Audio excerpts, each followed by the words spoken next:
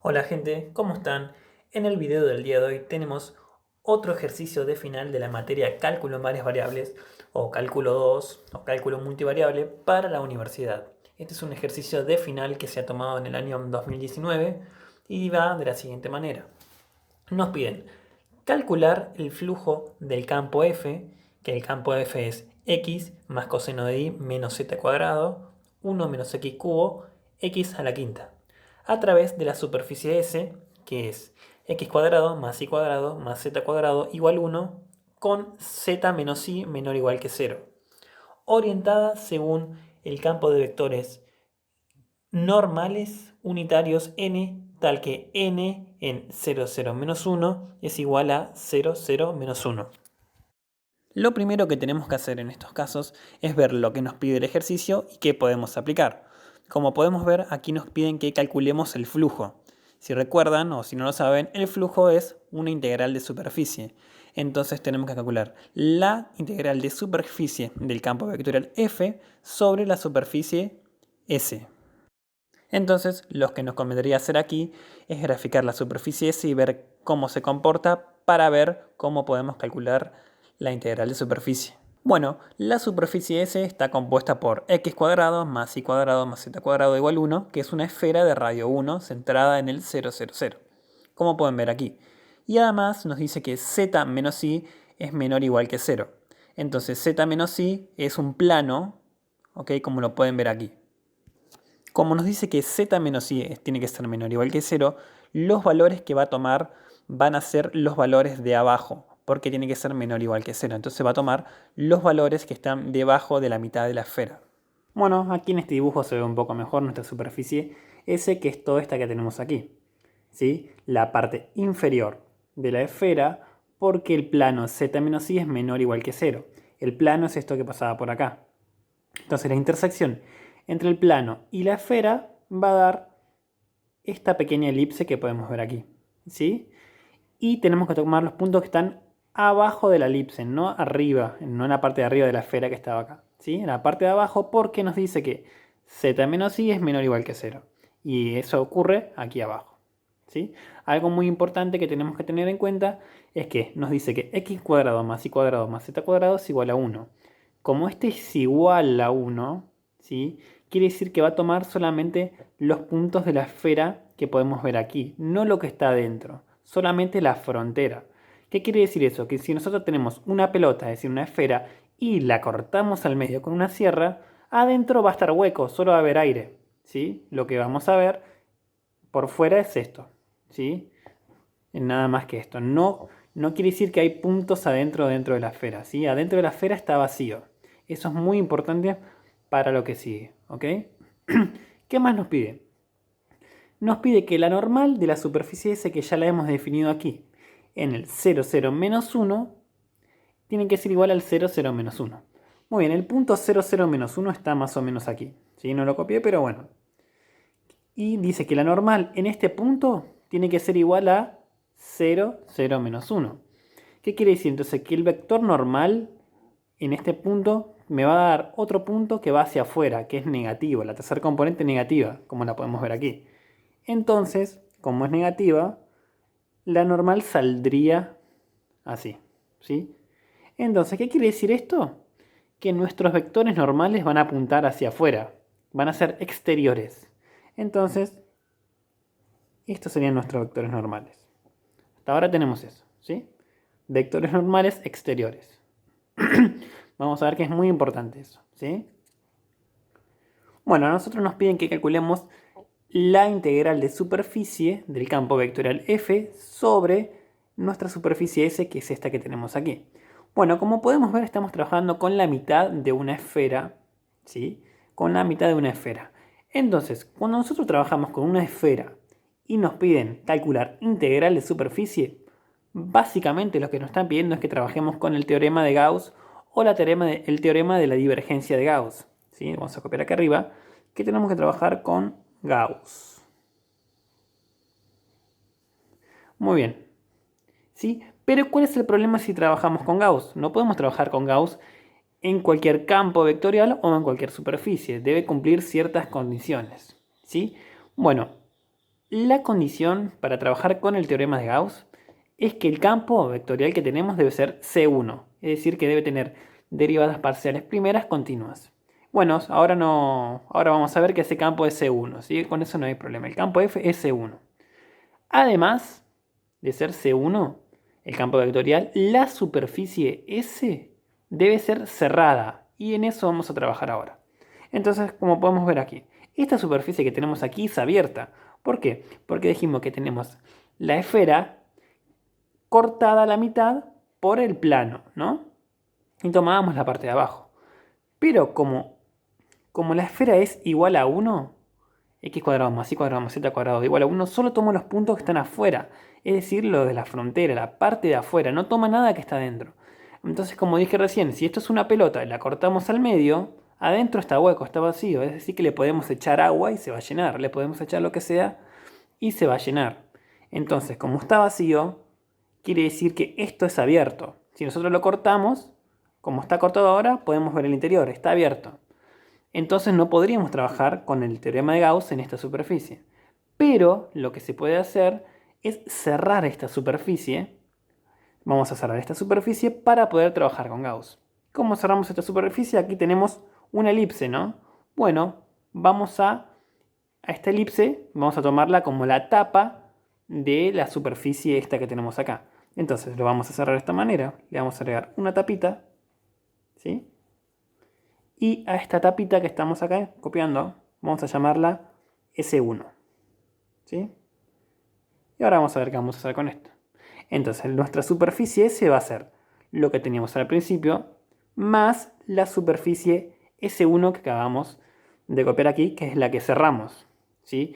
Ahora tenemos esta situación, teníamos nuestra pelota a la mitad abierta y le agregamos una tapa. ¿Sí? Entonces, esa superficie ahora sí está cerrada. Pero no se nos debe olvidar una cosa muy importante.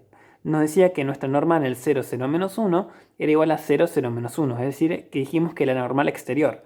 Entonces, si seguimos esto, que esta normal es exterior, quiere decir que las flechitas de vectores normales salen, aquí también deben salir, en la superficie S1.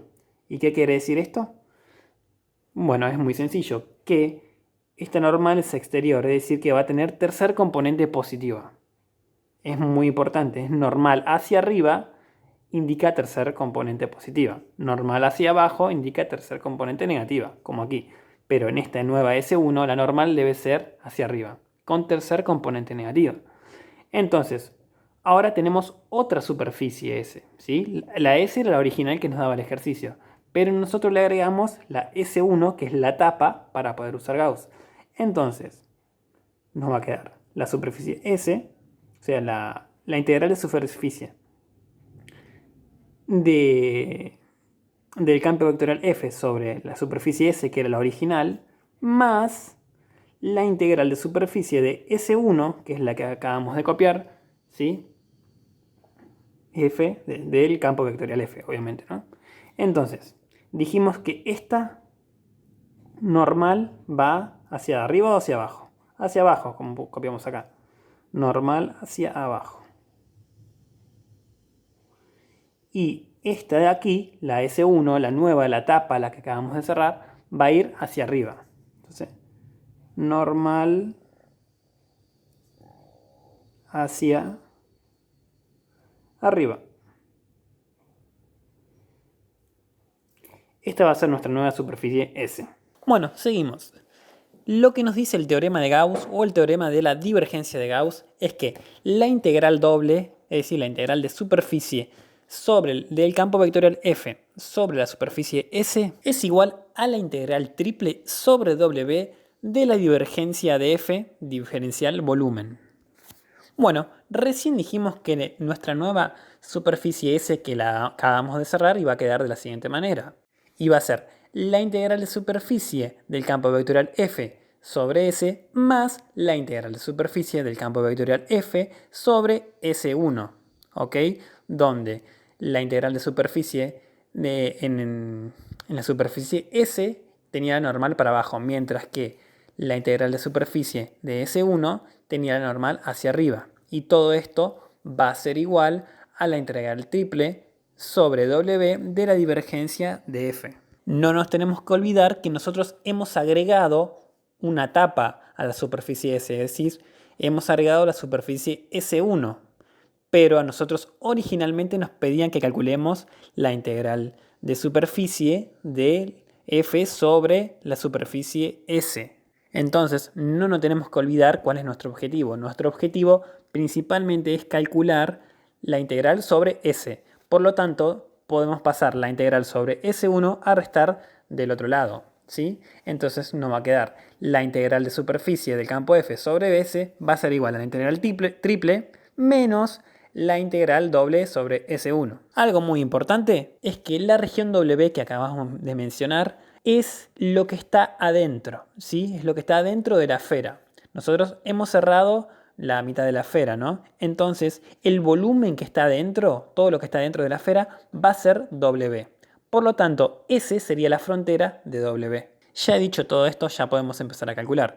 Tenemos que calcular la divergencia, que es realmente muy fácil. Calcular la divergencia es realmente muy sencillo. Lo único que tenemos que hacer es derivar la primera componente con respecto a X, la segunda componente con respecto a Y y la tercera componente con respecto a Z. Por lo tanto, la derivada de la primera componente con respecto a X es 1. La derivada de la segunda componente con respecto a Y es 0. Y la derivada de la tercera componente con respecto a Z también es 0. Por lo tanto, ahora lo que tengo que hacer es sumar los resultados. Y me va a quedar 1 más 0, que es igual a 1. Por lo tanto, la divergencia es igual a 1. Entonces, sí, vamos a reemplazar ahora y nos va a quedar que la integral de superficie, ¿sí? O sea, la integral doble del campo F sobre S va a ser igual a la integral triple sobre W de 1 diferencial volumen menos la integral doble de F diferencial S sobre S1. Trabajemos con esta parte ahora. Como la integral me dio 1, es decir, me dio constante, lo único que voy a tener que calcular solamente va a ser el volumen de la región W, ¿sí? O sea, tengo que calcular el volumen de esta mitad de esfera. Bueno, como tenemos que calcular el volumen, podría ser algo complicado de parametrizar esta superficie W, que es lo que tenemos que calcular. Pero tenemos una gran ayuda, que la esfera se divide a la mitad. Entonces lo que tenemos que calcular es el volumen de la mitad de la esfera. Entonces, como sabemos, ya deben saber que el volumen de una esfera es 4/3 pi por radio al cubo. Entonces, como el radio de la esfera es 1, me va a quedar que el volumen de esta esfera es 4/3 pi. Pero como nosotros tenemos que calcular lo que es W, es decir, lo que está dentro de S, que es la mitad de la esfera, lo que podemos hacer es dividir por 2. Entonces, me va a quedar que el volumen de la región W es igual a 4/3 de pi dividido 2. Y eso es igual a 2/3 de pi. Por lo tanto, si acomodamos un poquito, me va quedando de la siguiente manera. La integral doble del campo vectorial F sobre S es igual a 2/3 de pi menos la integral doble sobre S1 del campo vectorial F. Por lo tanto, lo último que me queda por calcular es la integral doble del campo vectorial F sobre S1. Bueno, si no recuerdan cómo calcular una integral doble, o sea, una integral de superficie, es realmente muy sencillo. Aquí tienen la fórmula. La integral doble de f sobre S1 va a ser la integral doble sobre S1 de la composición del campo vectorial F con la parametrización alfa de r por alfa de tita producto cruz alfa de r diferencial tita diferencial r. Y ahora vamos a ver qué es cada cosa de estas. El campo vectorial f ya lo tenemos y entonces tenemos que encontrar la parametrización de S1, ¿sí? Bueno, a la parametrización de S1 la vamos a llamar alfa de r tita. Ustedes las pueden llamar como ustedes quieran, pero yo lo voy a llamar así, alfa de r tita. Y algo muy importante, tenemos que usar dos variables. ¿Por qué? Porque estoy trabajando con una elipse, ¿sí? Ahora vamos a ver por qué es una elipse. Todavía no dijimos por qué era una elipse, ¿sí? Pero bueno, ya les adelanto que es una elipse. Y como es una elipse y estamos trabajando en el espacio, o sea, en R3, se va a mover con un ángulo, ¿sí? Y un radio. Por eso usamos dos variables, R y tita. R para el radio y tita para el ángulo. Una anotación aparte, siempre que tengamos que parametrizar una elipse en el espacio, vamos a usar dos variables, R y tita, para que les sea más fácil. Bueno, recién les dije que tenemos que trabajar con una elipse, que o sea que S1 es una elipse. ¿Y cómo sé eso? Bueno, es realmente muy sencillo. Justo aquí, en donde está la elipse, que supongamos que todavía no sabemos qué es una elipse, es la intersección de la esfera con el plano. Es donde el plano z menos i menor o igual que 0 es cuando ahí se chocan. Entonces tenemos que hacer esa intersección. Y para eso no vamos a trabajar con desigualdad. ¿Qué quiere decir eso? Que z menos i menor o igual que 0 lo voy a tratar como z igual i. ¿Sí? Voy a trabajar en la igualdad solamente para probar qué es la superficie con la cual estoy trabajando. Entonces, como dije que es una igualdad, lo que tengo que hacer es igualar. Igualar la esfera con el plano. Entonces, como z es igual a i, lo que puedo hacer es meter donde dice z, voy a poner i. Voy a componer. Entonces me va a quedar que x cuadrado más y cuadrado más y cuadrado es igual a 1. Por lo tanto, me va a quedar que x cuadrados más 2y cuadrado es igual a 1 y esa es una ecuación de una elipse. Entonces ya hemos probado que eso es una elipse. ¿Sí? Es una elipse de radio 1, bueno, esa es la ecuación de la elipse, ¿sí? Algo muy importante de ver aquí es que esta elipse está centrada en el origen, es decir, en el punto 0, 0. ¿Por qué? Porque miren, puede ver que x cuadrado más 2y cuadrado no lo acompaña ni un número, quiere decir que no está restando ni sumando con nada. Cuando eso pasa, quiere decir que está centrada en el 0, 0. ¿Sí? Bueno, llegó la hora de parametrizar. ¿Sí? Para parametrizar, dijimos que usamos dos variables, pero como estamos trabajando en el espacio, va a tener tres componentes: la componente x, la componente y la componente z. Si no recuerdan cómo parametrizar una elipse, este es un gran video para hacerlo, ¿sí? Bueno, la componente x dice de la siguiente manera, que x menos x0 sobre a es igual al r coseno de θ. Dijimos que, bueno, el x0 es donde está centrado el eje x, y dijimos que estaba centrado en el 0, 0, o sea que x0 va a ser igual a 0. Entonces me va a quedar que x sobre a es igual al r coseno de θ. Y bueno, a, ¿sí?, es el número por el cual está multiplicando a x. Y como podemos ver que x cuadrado más 2z cuadrado, sí, perdón, x cuadrado más 2y cuadrado es igual a 1, podemos ver que al x cuadrado lo está multiplicando un 1. Por lo tanto, a es igual a 1. Entonces me va a quedar que x es igual al r coseno de θ. Ahora es el turno de parametrizar la parte de y. Va a quedar lo mismo. Entonces, y menos y0 sobre b es igual a r seno de θ. Dijimos que y0 es 0 porque está centrado en el 0, 0. Entonces me va a quedar que y sobre b es igual a r seno de θ. Y aquí sí tenemos un pequeño problemita. Podemos ver que la ecuación de la elipse es x cuadrado más 2y cuadrado igual a 1. Y bueno, la fórmula general de la elipse, si no la saben, es x cuadrado sobre a cuadrado más y cuadrado sobre b cuadrado igual 1. ¿Sí? Entonces, miren lo siguiente, aquí hay que jugar un poco con el álgebra. Podemos ver que x cuadrado más 2y cuadrado igual 1, al y cuadrado lo acompaña el número 2. Y habíamos dicho que y cuadrado sobre b cuadrado es igual a 1. Por lo tanto, este 2y cuadrado puede ser reescrito como y cuadrado sobre 1 de la raíz 2 elevado al cuadrado, ¿sí? Por lo tanto, ya puedo sacar mi número b, que va a ser 1 sobre raíz de 2. Si se confunden o pierden en esta parte, retrocedan un poco el video que van a ver que no es tan complicado. Por lo tanto, b es igual a 1 sobre raíz de 2. Entonces me va a quedar que y dividido 1 sobre raíz de 2 es igual a r seno de θ. Por lo tanto, si paso este 1 de raíz de 2 al otro lado multiplicando, me va a quedar que y es igual a 1 sobre raíz de 2 r seno de θ. Y por último me queda parametrizar la componente z. Y aquí es algo que tenemos que estar muy atentos en estos ejercicios que son realmente complicados. Teníamos nosotros nuestra esfera x cuadrado más y cuadrado más z cuadrado igual 1 y también teníamos el plano z igual i. Como nos dice que z es igual a i, por lo tanto, i va a ser igual a z. Entonces, habíamos dicho que i era igual a 1 sobre raíz de 2 r seno de θ. Por lo tanto, z se va a comportar de la siguiente manera porque nos dice esta ecuación. Entonces, z va a ser 1 sobre raíz de 2 r seno de θ. Y ya tenemos nuestra parametrización alfa r θ. Bueno, ya tenemos nuestro campo f, ya tenemos la parametrización y ahora tenemos que averiguar alfa de θ y alfa de r. Bueno, averiguar esto realmente es muy sencillo, solamente es derivar. Lo que tenemos que derivar es nuestra parametrización, primero con respecto de θ y luego con respecto de r. Por lo tanto, lo que va a suceder es lo siguiente. Vamos a derivar. Primero vamos a averiguar o a calcular alfa de r, que es solamente derivar nuestra parametrización con respecto a r. Entonces, Vamos a hacerlo. Entonces, la derivada con respecto a r de r coseno de tita es coseno de tita. La derivada con respecto a r de 1 sobre raíz de 2 r seno de tita es 1 raíz de 2 seno de tita. Y la derivada con respecto a r de 1 sobre raíz de 2 r seno de tita es igual a 1 sobre raíz de 2 seno de tita. Y ahora tenemos que hacer exactamente lo mismo, pero con respecto a tita. Vamos a derivar la parametrización con respecto a tita. Entonces nos va a quedar que la derivada con respecto a tita de r coseno de tita es menos r seno de tita. La derivada con respecto a tita de 1 sobre raíz de 2 r seno de tita es 1 sobre raíz de 2 r coseno de tita. Y la derivada con respecto a tita de 1 sobre raíz de 2 r seno de tita es igual a 1 sobre raíz de 2 r coseno de tita. Perfecto.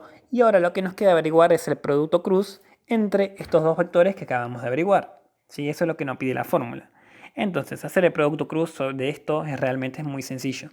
Es hacer el determinante, ¿sí? Bueno, entonces si no recuerdan cómo hacerlo, lo vamos a hacer juntos, ¿sí? Entonces, para la primer componente, tapamos la primer componente, o la borramos como ustedes quieran, y hay que multiplicar cruzado y luego restar. Entonces, me va a quedar que 1 sobre raíz de 2 seno de tita por 1 sobre raíz de 2 r coseno de tita menos 1 raíz de 2 r coseno de tita por 1 raíz de 2 seno de tita. Bueno, si hacen las cuentas de adentro, se eliminan el paréntesis, etc., le va a quedar que la primera componente es 0. Ahora pasamos a la segunda componente, sin olvidarnos que lo que tenemos que hacer es tapar ahora la segunda componente, multiplicar cruzado y restar.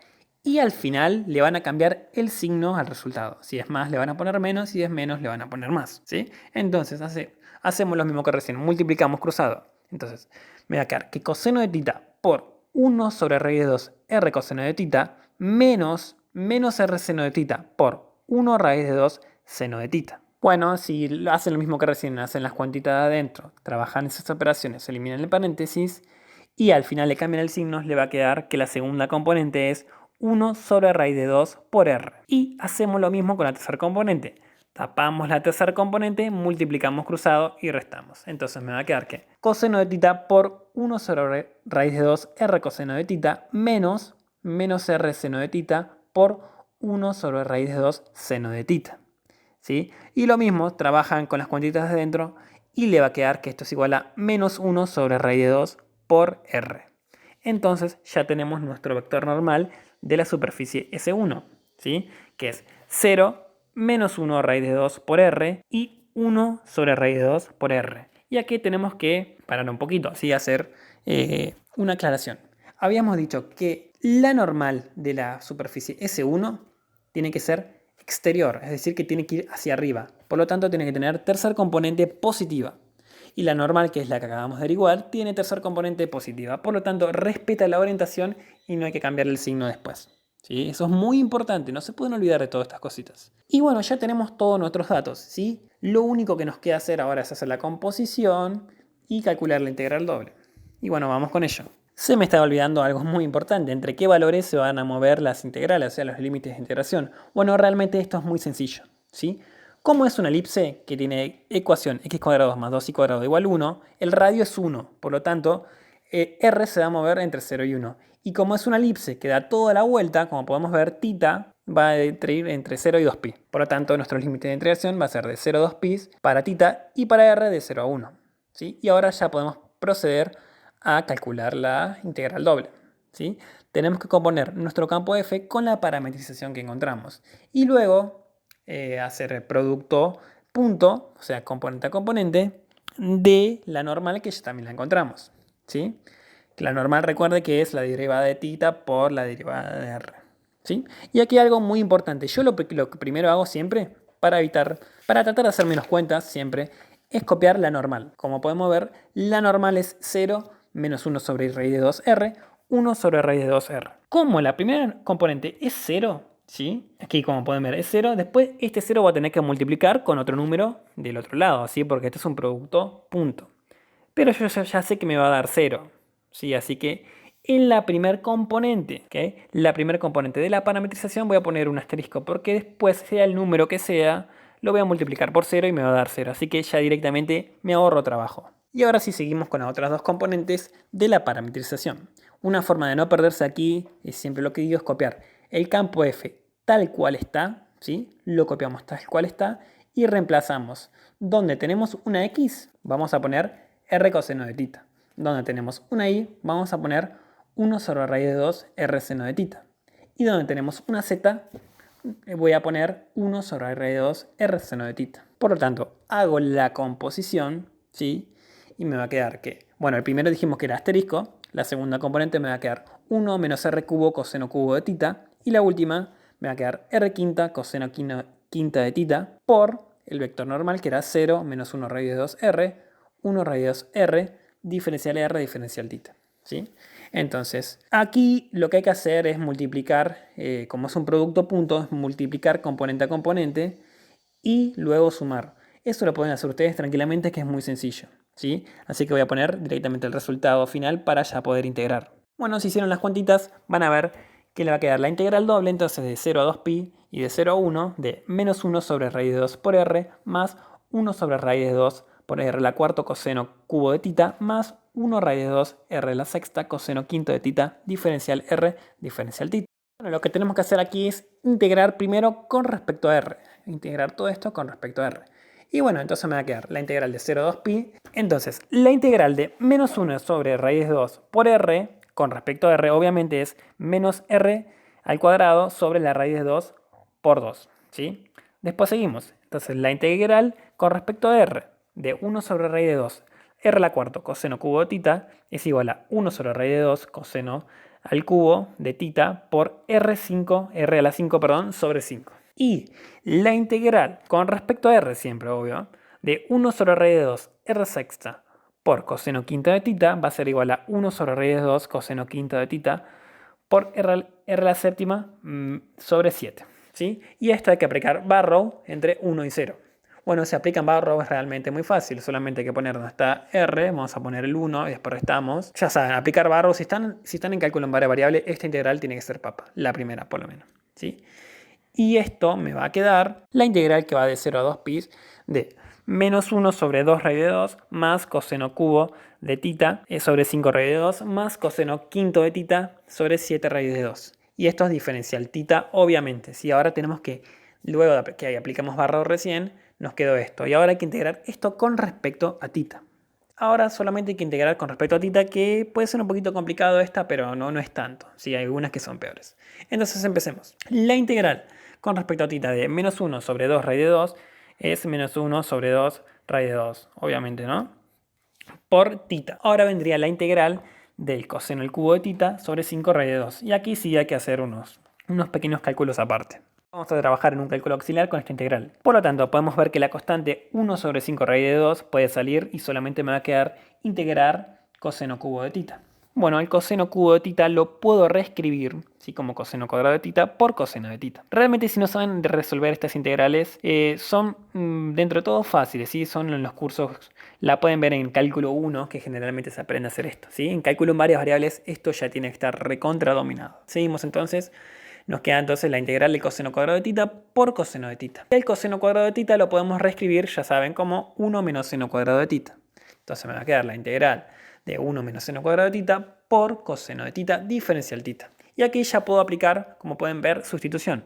Voy a llamar a u seno de tita, por lo tanto de u me va a quedar coseno de tita, ¿sí? Entonces me va a quedar la integral de 1 menos u cuadrado diferencial u, ¿sí? Y aquí, bueno, si tengo que integrar solamente con respecto a u, esto es muy fácil, me va a quedar u menos u cubo sobre 3 y ese ya es el resultado de la integral, ¿sí? Entonces reemplazo como u era igual a seno de tita, vuelvo a reemplazar y me va a quedar seno de tita menos seno cubo de tita sobre 3, ¿sí? Y aquí, bueno, puedo acomodar un poquito, yo prefiero acomodarlo, esto me va a quedar 3 seno de tita menos seno al cubo de tita sobre 3. Genial. Y solamente nos queda calcular la última integral, que es coseno quinto de tita sobre 7 raíz de 2. ¿Sí?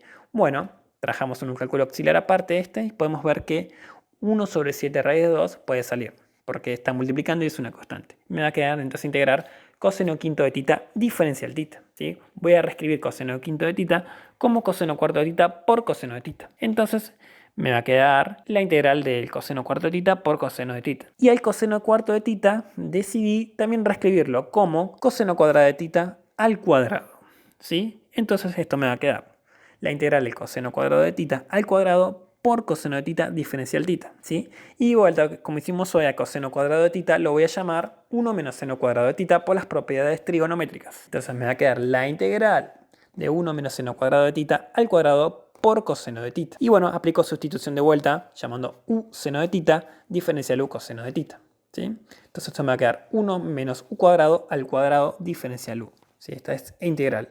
Bueno, desarrollo este cuadrado que está aquí, ¿sí? Ya saben, desarrollo un cuadrado. Y esto me va a quedar entonces la integral de 1 menos 2u cuadrados más u a la cuarta diferencial u, ¿sí? Y esta integral es u menos 2 tercios u al cubo más u sobre 5, perdón, u a la quinta sobre 5, ¿sí? Y bueno, como u era igual al seno de tita, me queda que el resultado final de esta integral es seno de tita menos 2 tercios seno cubo de tita más seno a la quinta de tita sobre 5, ¿sí? No nos olvidemos que todo esto lo estaba multiplicando 1 sobre 7 raíz de 2. Entonces esto me va a quedar 1 sobre 7 raíz de 2 por, abrimos paréntesis, seno de tita menos 2 tercios seno cubo de tita más seno a la quinta de tita sobre 5. Bueno, yo decido aplicar la propiedad distributiva. Esto me va a quedar 1 sobre 7 raíz de 2 seno de tita menos 2 por seno cubo de tita, todo sobre 21 raíz de 2, más seno quinto de tita sobre 35 raíz de 2. Y bueno, ya puedo aquí aplicar barro. Vamos a aplicar barro de 2pi a 0. Y bueno, no voy a detallarme aquí en barro porque aquí lo que hay que hacer solamente es reemplazar con 2pi y con 0, como ya saben, hacer una integral. Y trabajar con las cuantitas adentro. Me va a quedar que hay que simplificar, restar y sumar. Y el resultado final de esto es menos pi sobre raíz de 2. ¿Sí? Ese es el resultado final de esta integral. Por lo tanto, la integral sobre S1 es igual a menos pi sobre raíz de 2. Y aquí ya tenemos nuestro resultado final, ¿sí? Entonces, la integral sobre S del campo vectorial F, o sea, la integral de superficie que nos pedían, es igual a 2 tercios de pi menos pi sobre raíz de 2. Elimino el paréntesis, menos por menos más, y esto me va a quedar que el resultado es 2 tercios de pi más pi sobre raíz de 2. Bueno, gente, espero que les haya gustado este video. Espero que sepan razonar, que es lo más importante de este ejercicio. Pueden ver que las integrales que había que hacer no eran tan difíciles, ¿sí? Pero lo que era difícil era parametrizar y más que nada darse cuenta cómo hacerlo, ¿sí? Darse cuenta cuándo había que igualar, cómo parametrizar una elipse, ¿sí? Eso es muy importante. Derivar, que aunque parece una pavada, es muy importante. Hacer el producto cruz. Todo eso hay que tener en cuenta a la hora, ¿sí? Pero lo más importante es razonar, es ver qué me piden, ver qué teorema puedo utilizar. Una vez que lo aplico, veo si estoy en condiciones de aplicarlo. Como en este caso no podíamos aplicarlo, cerramos la superficie y después restamos sobre la superficie C1 que le agregamos, ¿sí? Todo esto es lo que lleva la materia cálculo en varias variables, o cálculo 2 o cálculo multivariable, que son muy difíciles de universidad, ¿sí? No es para cualquiera. Hay que meterle mucha ganas y mucha cabeza, ¿sí? Pero bueno, todo se puede. Bueno, espero que les haya gustado. Hasta luego.